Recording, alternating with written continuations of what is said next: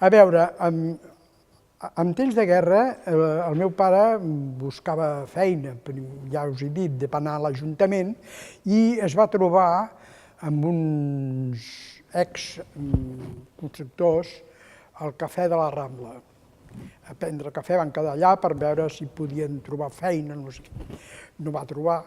Però mentre estava allà van passar dos d'aquells que en deien patrulles de control, que eren els exaltats de la FAI i de la CNT, que anaven amb jaqueta de cuero, un pistolot aquí, i és els que feien els passejos a la gent, i li van dir al meu pare que anés amb ells al sindicat.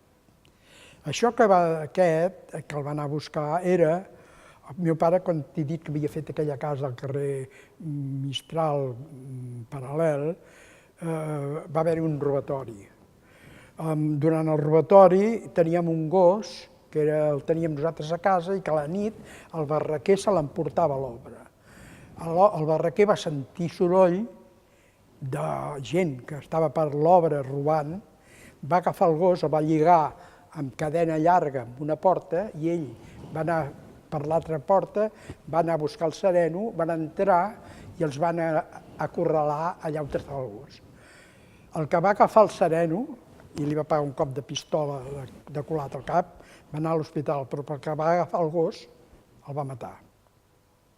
Llavors va vindre la policia, tota la història, per l'atestat, i el policia que va portar tot l'atestat, al cap d'uns dies va anar a casa a veure el pare i li va dir que tenia un parent que era paleta, que sí li podia anar a feina. I el pare li va dir, no, jo tots els paletes són de Mollet, tots me'ls faig a Mollet, tots són coneguts i criats, pujats a casa. No, és que és muy buen paleta, que sé, pim, pam, el pare va dir, bueno, el va portar a l'obra i no tenia res de paleta.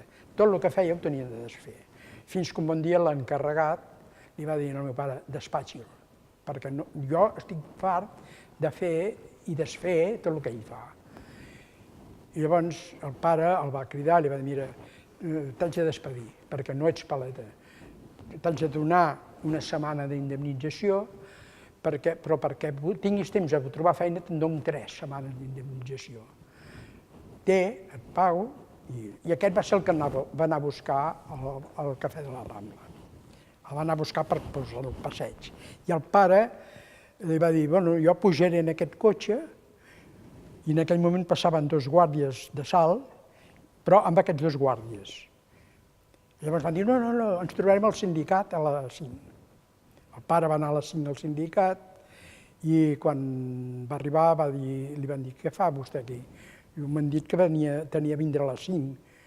No hi ha cap citació per vostè. Diu, doncs mira, m'han dit això, que... Diu, ai, mare de Déu, vagi a aquella habitació i no surti fins que el cridem. I senti el que senti i no surti.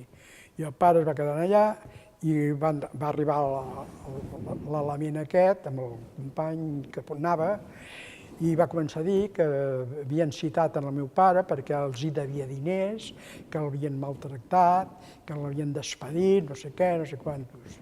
I quan es va haver esplaiat, el jefe li diu, mira, el senyor Rosés no et va despedir, et vaig despedir jo, perquè jo era l'encarregat que et portava i tu no eres paleta ni res, i vaig ser jo que li vaig dir que et despedís.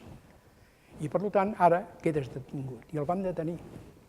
Llavors va cridar el meu pare i se va acabar la història. Perquè què eren els passejos? Què eren els passejos? Els passejos? Passejos era agafar amb un cotxe, es portaven per la rebassada i amb una curva que no et veia ningú, feien baixar el cotxe, 2 tiros i et deixaven allà.